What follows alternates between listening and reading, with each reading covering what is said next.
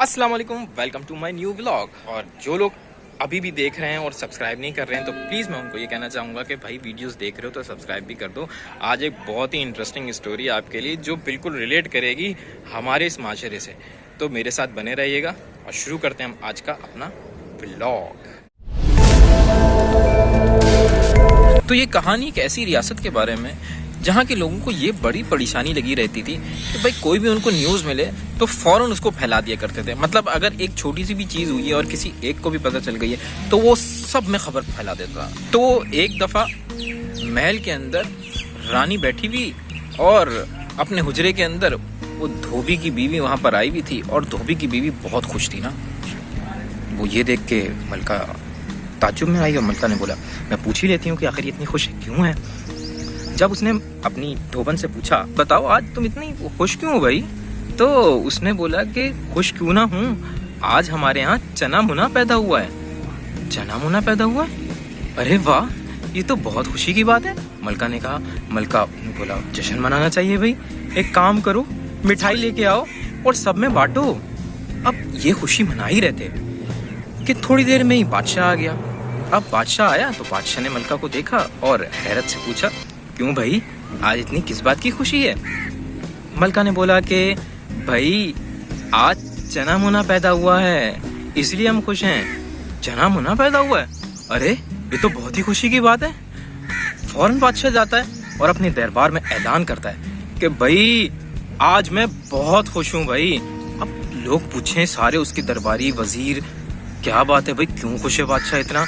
अब बादशाह चाहता था कि मैं खुद से नहीं बताऊं क्योंकि मैं तो बादशाह हूँ, ये खुद ही मुझसे पूछें। तो एक वजीर ने हिम्मत करके पूछ ही लिया कि बादशाह सलामत, ऐसी क्या बात है जो आप इतने खुश हैं। बादशाह ने बोला भाई आज चना मुना पैदा हुआ है। चना मुना?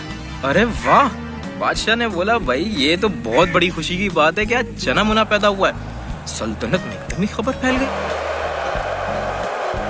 आपको तो पता ही है कि वजीरों मशीरों का काम क्या होता है कि बादशाह साहब आपका इकबाल बुलंद हो, आपको ऐसे ढेरों चना मुना मिले, आपके घर में चना मुना की बारिश हो जाए, मतलब इस तरह की बातें शुरू करके बादशाह को उन्होंने और ऊपर चढ़ा दिया। अब वजीर खुशियां मना रहे हैं, बादशाह खुशी मना रहा है, मलका खुशी मना रही है, मलका की धोबन खुशी मना रही है। वजीर ने ये बोला बादशाह से कि बादशाह सलामत, ऐसे काम तो नहीं बनेगा, इतनी बड़ी खुशी है मिठाई तो बनती है। तो बादशाह ने बोला हाँ हाँ सब में मिठाई बांटो, आज चना मुना पैदा हुआ है। तो वजीर ने अपने मुशीर को बोला कि जाओ भाई मिठाई का इंतजाम करो और पूरी सल्तनत में मिठाई बांट दो। अब मुशीर जाता है और भाई उधर के रसोइयों को बोलता है कि भाई बहुत ज्यादा तादाद में बनानी है आज।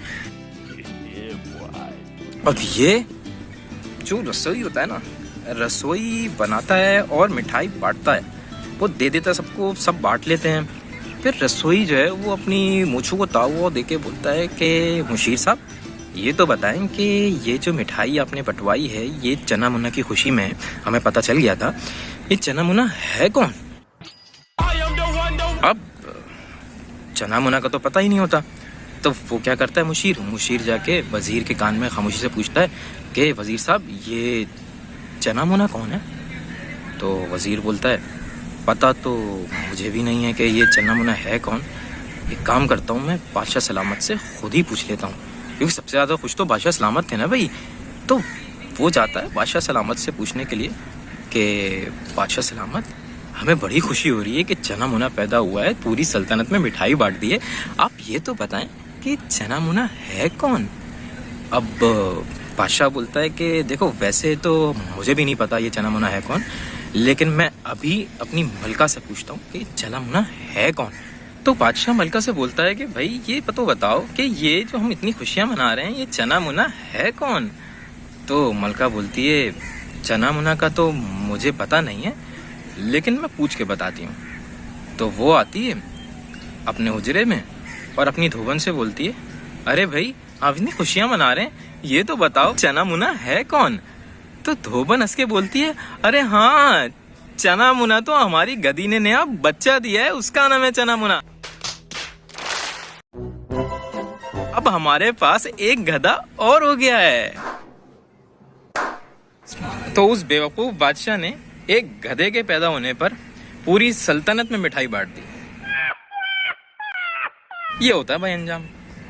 तो इस तरह जनाब वो उस रियासत के लोग न्यूज को ऐसे फैलाते थे जैसे वो कोई बहुत बड़ा नेकी का काम कर रहे हैं बगैर वेरीफाई किए हुए। वैसे आजकल भी कुछ ऐसा ही हो रहा है। ये थी जनाब आज की स्टोरी। उम्मीद करता हूँ आपको ये स्टोरी पसंद आई होगी, और इस तरह की और मज़ीद स्टोरीज सुननी होगी तो प्लीज़ कमेंट्स में मुझे ज़रूर बताइएगा। मैं सर्च कवर्च करके उसके बाद फिर मैं डेफिनेटली, ये पुरानी कहानियाँ ही होती हैं जिनको मैं ढूंढ के लेके आता हूँ और आपको उसके बाद इसको अपनी ज़बान में सुनाता हूँ, और कोई ना कोई सबक हासिल करने की हम इससे कोशिश भी करते हैं। जैसा कि आपको पता ही है कि बेतुकी न्यूज़ का भी एक भंडार है, मतलब जैसे 5th जनरेशन वॉर जिसको कहते हैं, कि मतलब आप इंफॉर्मेशन टेक्नोलॉजी के ज़रिए किस तरह से एनआरकी और किस तरह से प्रोपेगेंडा फैलाते हैं। सेम वैल्यू ये सोशल लाइफ के अंदर आपकी जो है डिस्टर्बेंस पैदा करती है, कि आपको अगर किसी चीज़ का सोर्स ही नहीं पता और आप धड़ाधड़ व्हाट्सएप पे फेसबुक पे शेयर कर रहे हो, उससे होता क्या है कि खोदा पहाड़ और निकला गधा, ये होता है भाई। तो फिर मिलते हैं अगले व्लॉग में। उम्मीद करता है आपको ये व्लॉग अच्छा लगा होगा। प्लीज़ मेरे चैनल को लाइक शेयर और सब्सक्राइब ज़रूर कर दीजिएगा भाई, कर दो यार कर दो। अब तो रोज़ाना व्लॉग बना रहा हूँ मैं। ओके, फिर मिलते हैं। अल्लाह हाफिज़।